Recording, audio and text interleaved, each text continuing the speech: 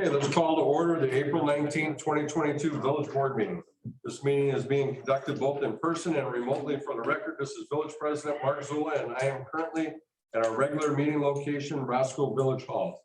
Provisions have been made for elected officials, village staff, and members of the public to participate remotely. As always, any action taken tonight will be conducted by roll call vote. Item 2, Pledge of Allegiance. I will now ask all those present to please rise for the Pledge of Allegiance. Given the audio delay issues, we will ask everyone participating remotely to please keep their microphone on mute during the pledge. I pledge allegiance to the flag of the United States of America and to the republic for which it stands, one nation, under God, indivisible, with liberty and justice for all. Thank you. Item 3, roll call. Clerk, would you please call the roll? And will those trustees joining us remotely please acknowledge that they can hear us and the proceedings? Keen,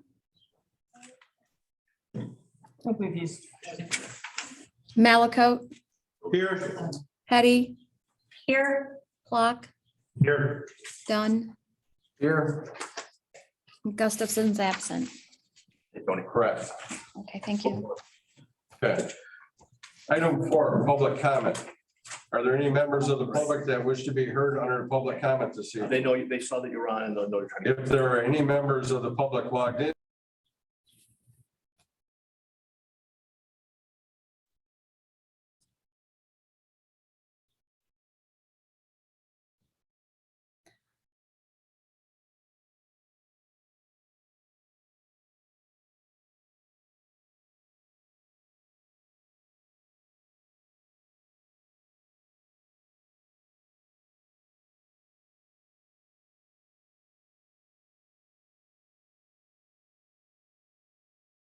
report.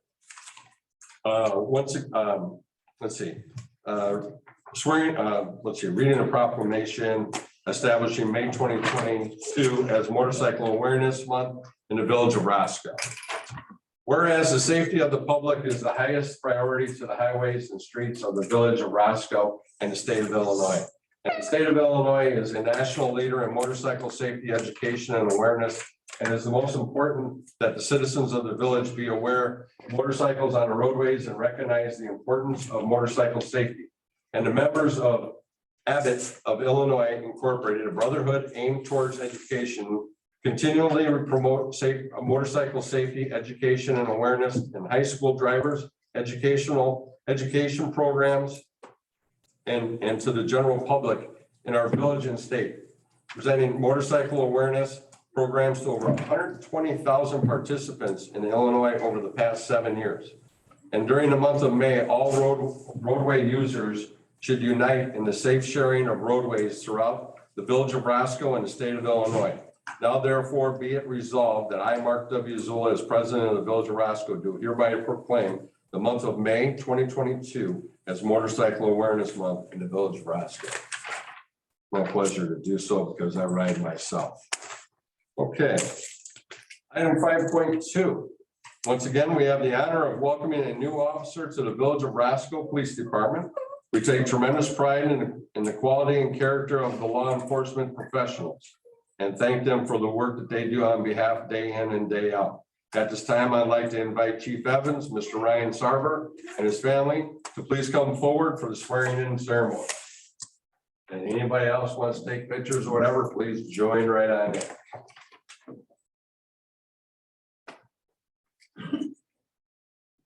We're gonna do the swearing in first. Oh, I like that bow tie. I love it. So raise your right hand. I, Ryan Sarver, I, Ryan Sarver, do solemnly swear do solemnly swear that I will support the Constitution of the United States that I will support the Constitution of the United States, the Constitution of the State of Illinois, that I will faithfully discharge the duties of the office of Patrol Officer of the Village of Roscoe in the County of Winnebago and the State of Illinois according to the best of my ability. Congratulations.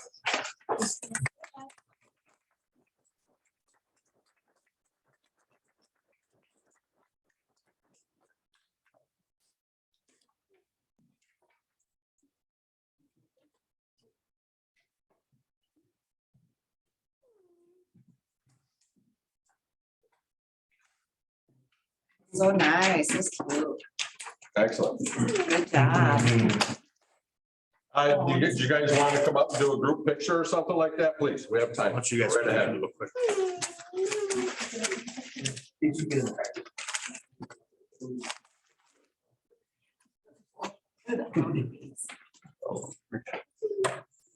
Nice. Okay. Officer Sarver? You guys coming up to fix? Yeah. I'll show you how fireworks. Oh, yeah. Okay. That's right. I see fishes in this thing.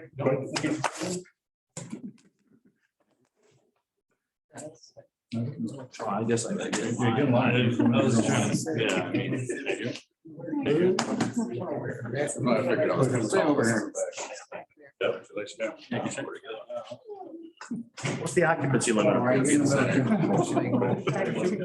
yeah. You have to get down to one. Yeah, I don't know what you're doing.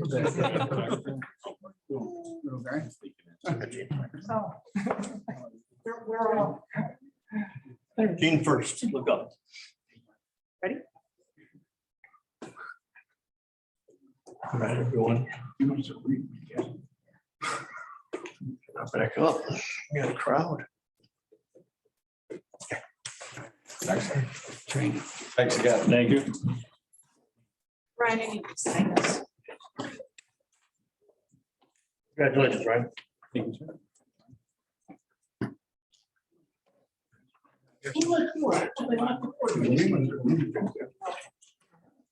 Oh, is there?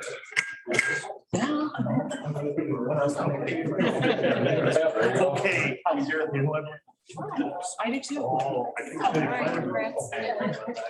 Nice seeing you. Here you go.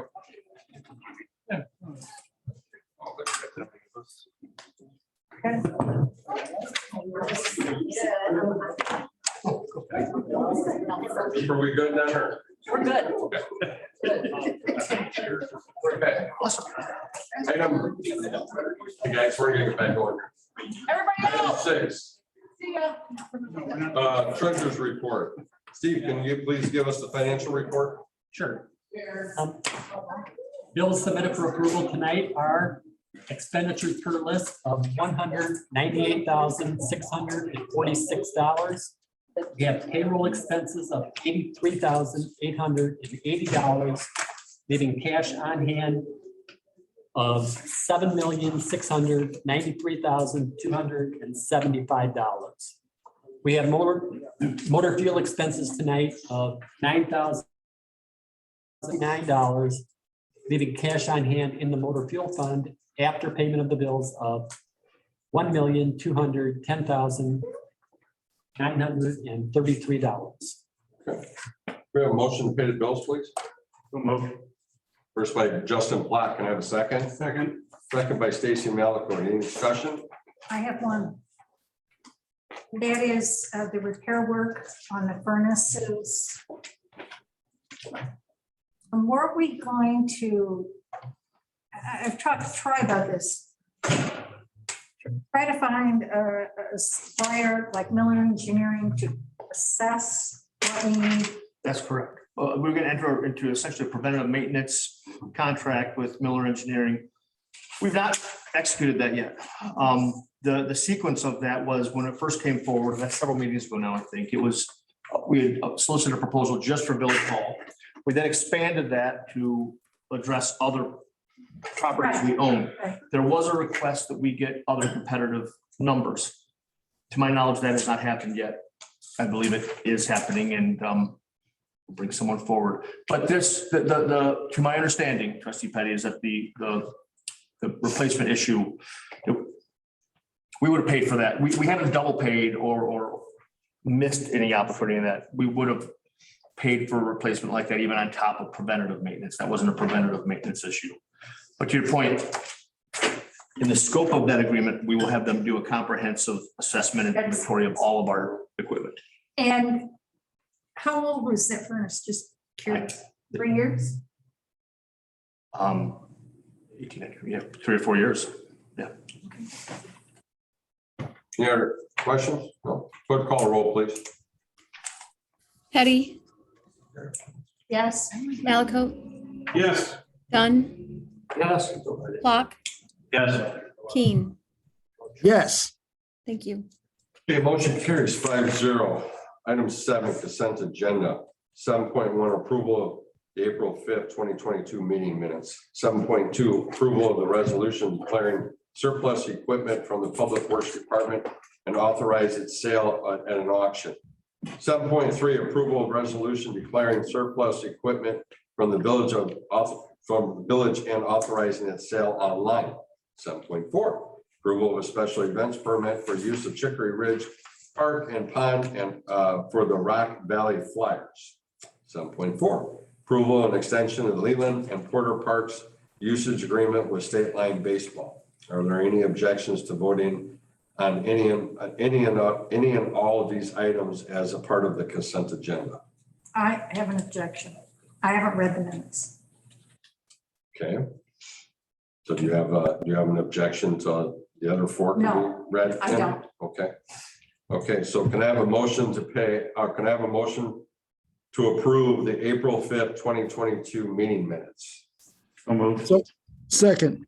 First by Justin Black, second by Stacy Malico, or by Anthony Keene. I apologize. Sorry. Discussion. Clerk, call the roll, please. Malaco, Yes. Petty, No, Clock, Yes. Dunn, Yes. Keen. Yes. Thank you. May I have a motion to pay the R2?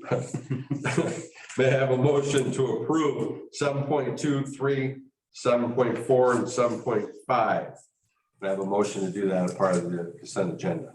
So moved. Second. First by Justin Black, second by Stacy Malico. Any discussion? Clerk, call the roll, please. Keen, Yes. Clock, Yes. Malaco, Yes.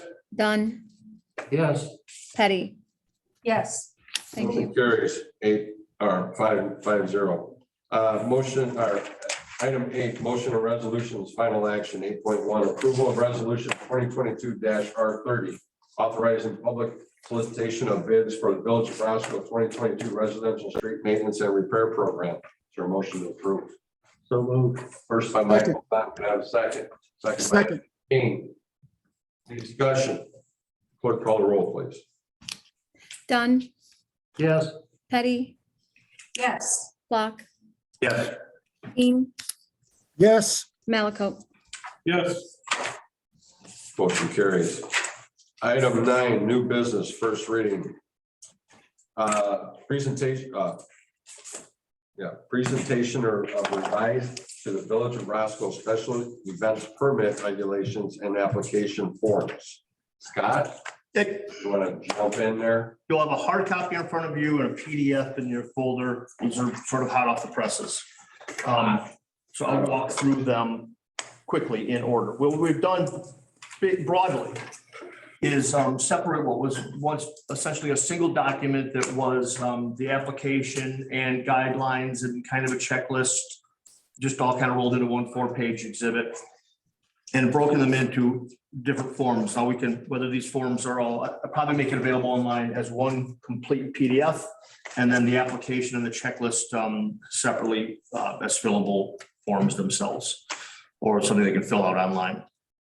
I want to go through, so what we've done is started now with a more comprehensive 4-page set of guidelines. It started with a new introductory paragraph that just kind of acknowledges why we do this, why the Village of Roscoe takes a special look at special events.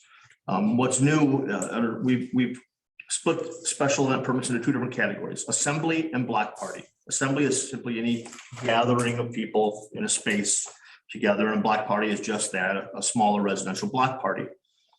We kept the language that was in place previously as to what triggers or requires a special event permit, which has always been use of public property at impact on traffic or sidewalks, or closures or street closures. However, we had a blind spot, I think, in that we didn't require a special event permit for certain events on private property, and we do now. So under special event assembly, we've added additionally that any activity held on private, non-residential property that results in a crowd size significantly larger than that expected during day-to-day operation or normal business conditions that includes live entertainment of any kind, or that utilizes outdoor parking lot for any activity other than parking.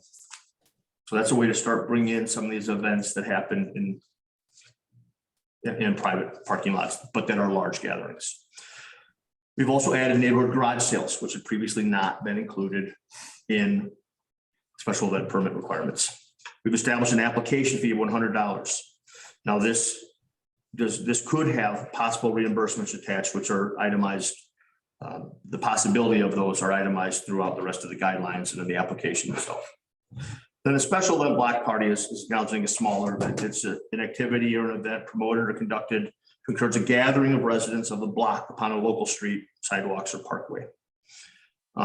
Those don't have near the same amount of submittal requirements. They do require a signature sheet of 51% of the affected residents affected by the closure. I have added a line to this that would allow us, the village, or Chief Evans, sort of the authority over special event permits, to expand the area that we consider affected. In other words, if the block party itself is just on one small section of a block, but we know there's going to be a band or loud music or something, we could at our discretion say the affected area is, there's another ring of houses around that, and require that to be part of the signature threshold requirement. We've established a $50 application fee for that with no other reimbursements. The $50 will include the drop off and pick up of barricades to block the streets.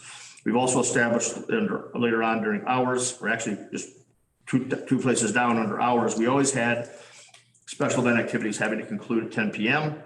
But we are adding that residential street closures associated with block parties must be reopened to normal traffic prior to sundown, just for a safety reason.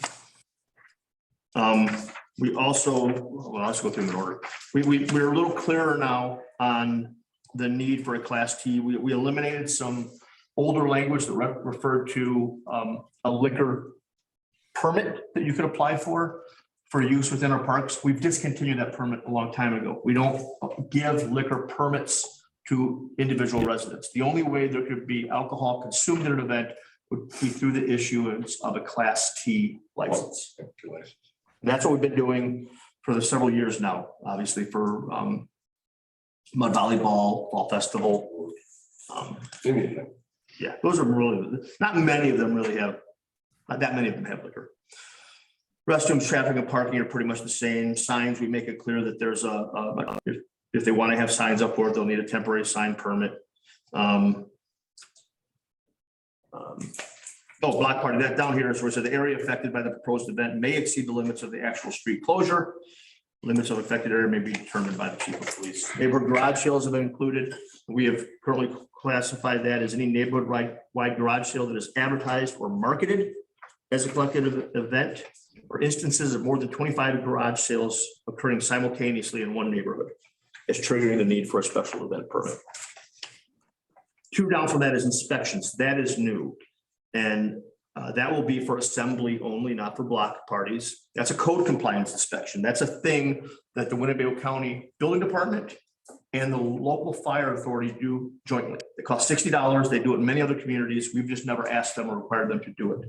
It's a walkthrough. If they're setting up in advance, they'll walk through it the day before. If they're setting up the day of the event and they schedule it, they'll come do a code compliance walkthrough the morning it's set up.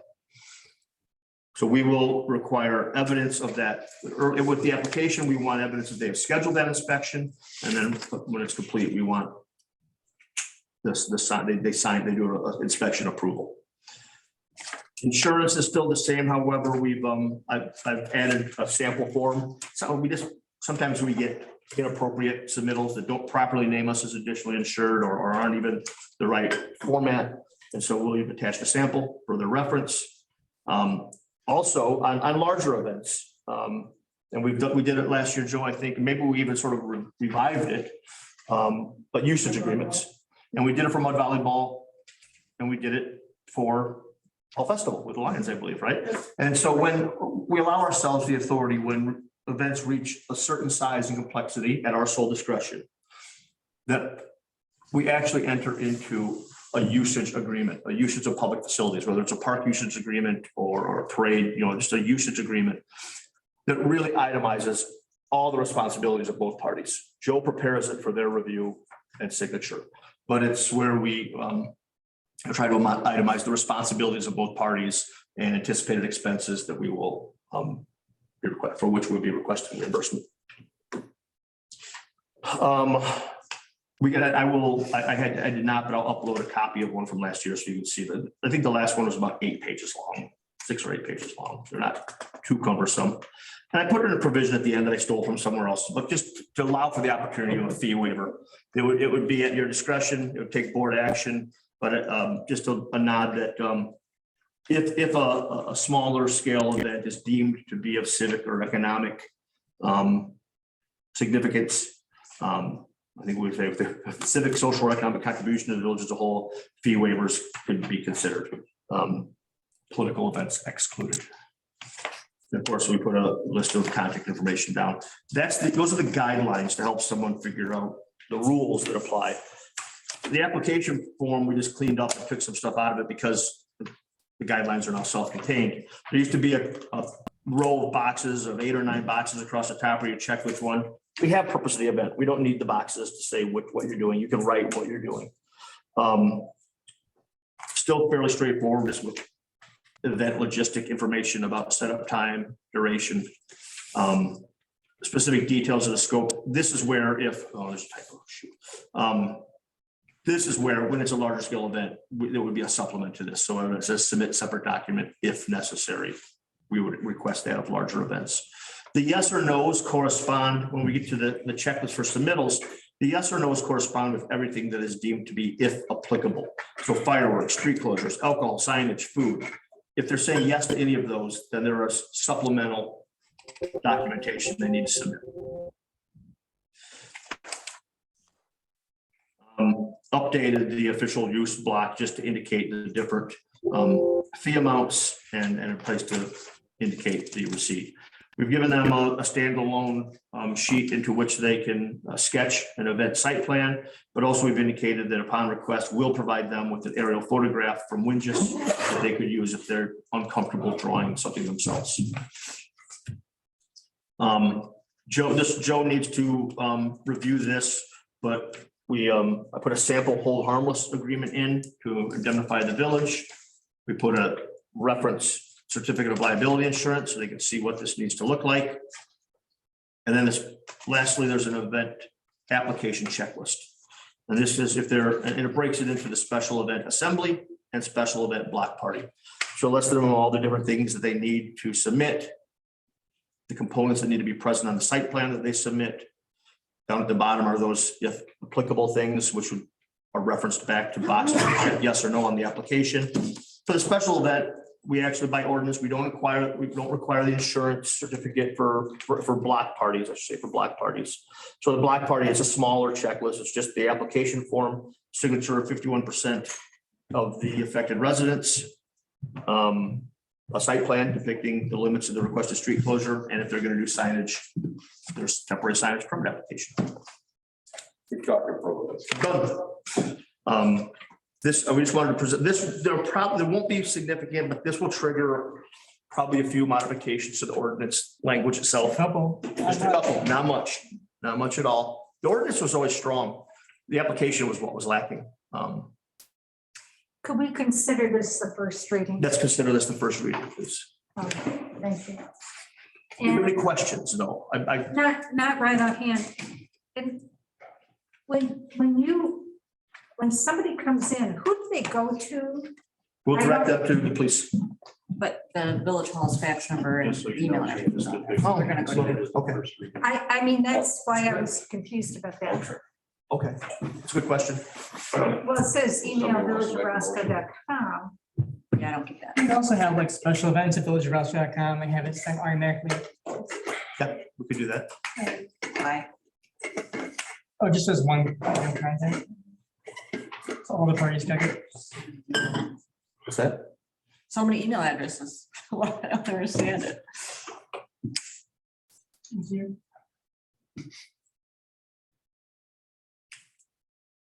Okay. So is that it? Yep. First reading. Okay,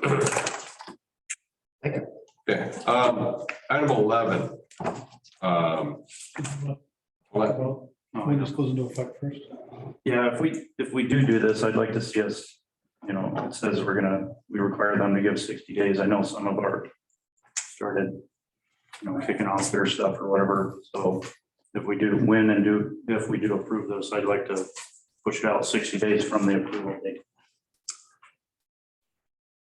Well, okay. So you're saying no event could happen 6 days from the approval date, till 60 days from. Well, just this process. Are you talking Taking about? in the fees and stuff like that. I mean, we expect them to give us a 60-day notice. Well, We so should do we're, the same. the only, if we'll be, clear, the only one that seems like it might apply, and then have to look and see where it falls through the window is the Chicory Ridge. Correct. Now, we've been communicating to her that we are in the process of developing these new guidelines, and that she will, the most critical thing to her was, Marge Sweeney is the organizer, so that's when I say her, I mean Marge Sweeney, is to let her know that she will indeed need to submit a special event permit application, or will need to get a special event permit. They haven't had to do that in the past. And that there will be an expectation for reimbursement of law enforcement time, which I don't typically do not do. I don't think. With that? Chicory, Never. never.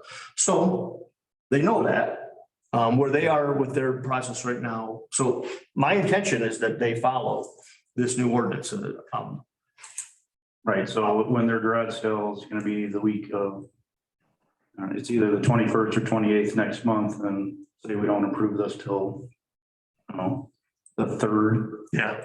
that's kind of, we feel. Well, what I'll do though, with your, what I'll do is discuss the process with her based upon this, Yeah. letting her know that it will go into effect officially May 3rd or whatever the first meeting date is, and will be in force by the time of their event. So I'd like. As long as it's not just She'll be dropped in there. grandfathered in and she won't be fined or anything. No, that, I was saying the opposite. I was saying she'd have to comply with it. Well, as long as it's 60 not- days. As long as it's not. I'm dropped saying in that for there. her, the 60 days has already started. We've already started the Okay, all right, conversation. all right. That's all right. fine, as long as it's just, I just want to make sure something's not just dropped in somebody's lap 2 weeks before they're. Right. He's going along with it, that's fine, yeah. But one other thing I did want to say too is,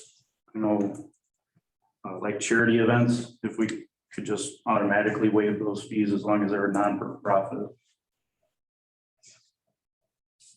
Okay.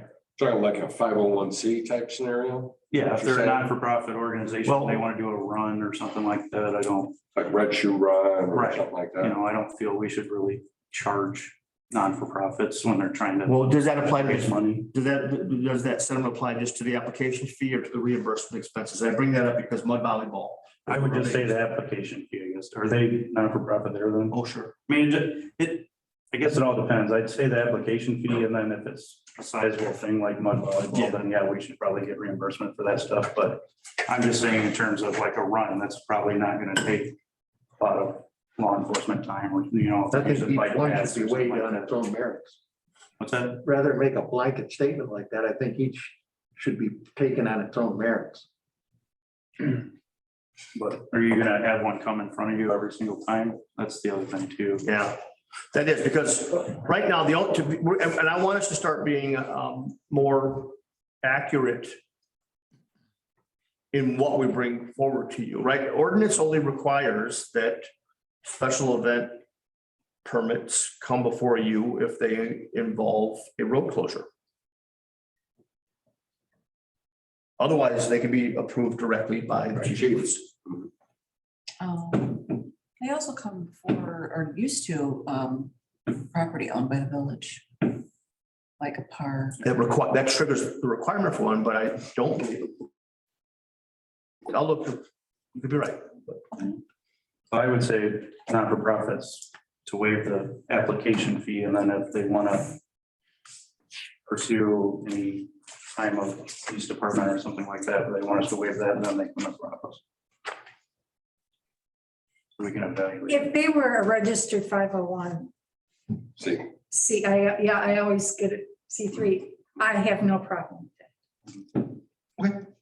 I could add that to the fee waiver language.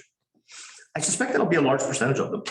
I would guess, and I don't think there's gonna be a lot. The one thing about it, you know, if you have a 501c, you've done, it's a legitimate Yeah.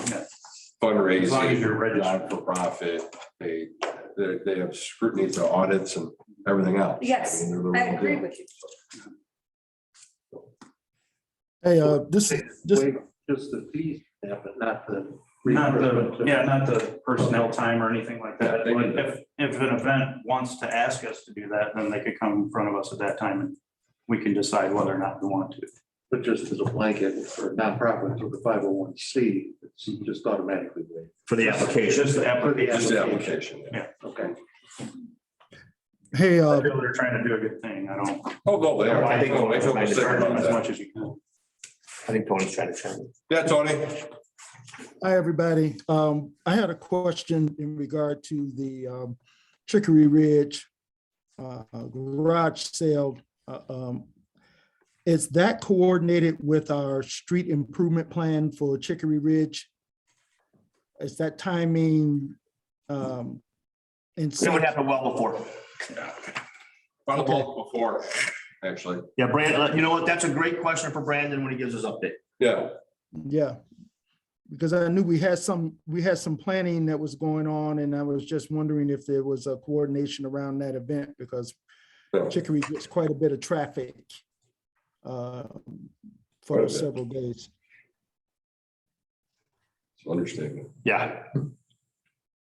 Okay. All right, so let's move on to old business 10.1. Brandon. Hello, can you guys hear me? Yeah, we can Yeah. hear you fine. You're up, buddy. Great. All right, I will go ahead and jump right in, starting with the Love Road project. So since our last update, we have received comments, additional comments on our IDS, our intersection design study from IDOT.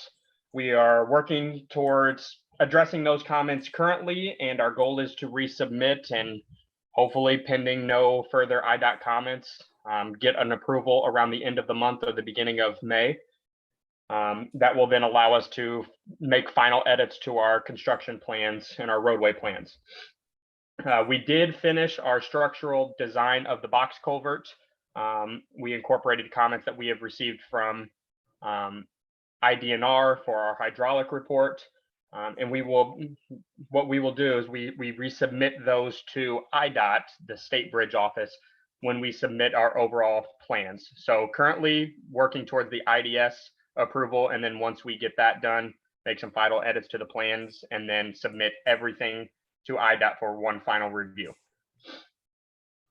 Willowbrook Road, no update there. Again, we're waiting until we receive an approved Love Road IDS. We don't want to spend our time assuming that we know what IDOT is going to require on that. So we will be using the Love Road comments and verifying with IDOT that we can mirror those comments for our Willowbrook Road IDS and then resubmit accordingly. Hopefully make that process much more efficient. Main Street, we've reached a point in the design of the plans of the roadway design that we have set a meeting with Scott on Thursday, actually Thursday afternoon. We just need some design input on a few specific areas. And once we get that input, we should be able to work towards finalizing the plans on that project as well. And then, so I will give an update on, unless there's any questions, I'll just jump right into the residential streets program. We can wait till questions until the end if anybody has any. So I talked with Scott today about a potential schedule for the bidding and project award process. So our goal is to next week make final edits to the plan set and the specifications. We're very close. There's just some minor edits that Scott has, and then also just tidying up some information on our part. We do not need to submit this to, as you recall, this is local funds, so we don't need to submit to IDOT for anything regarding this project. As far as a project schedule, our hope is to go out for bid on May 2nd. So here in a couple of weeks, we would shoot to have a bid opening there at City Hall on May 12th. And then turn around and make a recommendation for project award at the May 17th board meeting. So assuming that everything comes in at a reasonable price, and the board is comfortable approving that project and approving that contract, we will work towards contracts with whatever contractor comes in as the qualified low bidder.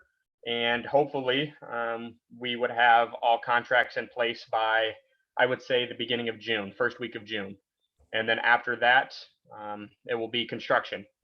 So the schedule, we have not decided how we're going to, I guess, make the contractor complete, whether or not we're going to require the contractor to complete the project in either working days or a cutoff completion date.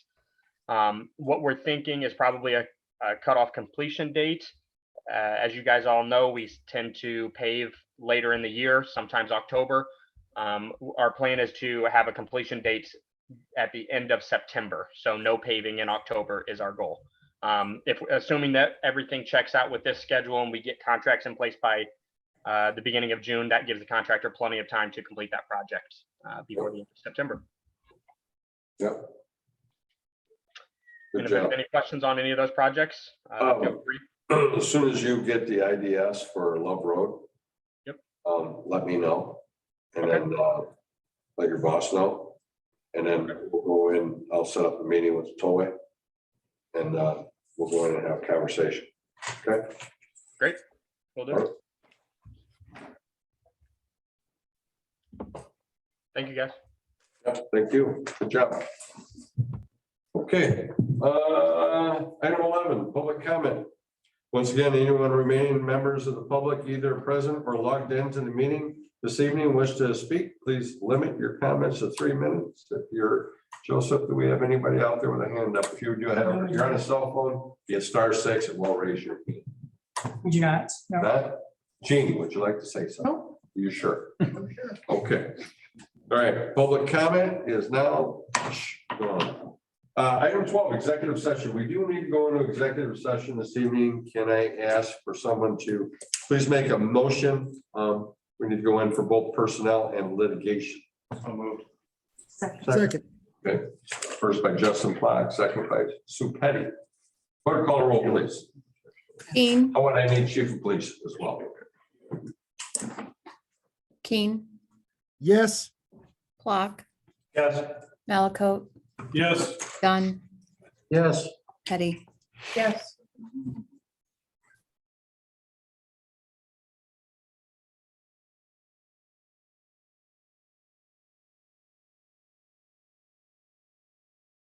Can I have a motion to come back into session, please? So moved. Second. Okay, first by Sue Petty, second by Justin Platt. Clerk, call the roll, please. Malakote, Yes. Dunn, Yes. Petty, Yes. Clock, Yes. Keen. Yes. Okay, there was no action taken in an executive session. Can I have a motion for adjournment? So moved. Second. First by Justin Platt, second by Sue Petty. Clerk, call the roll, please. Clock, Yes. Dunn, Yes. Petty, Yes. Malakote, Yes. Keen. Yes. Thank you.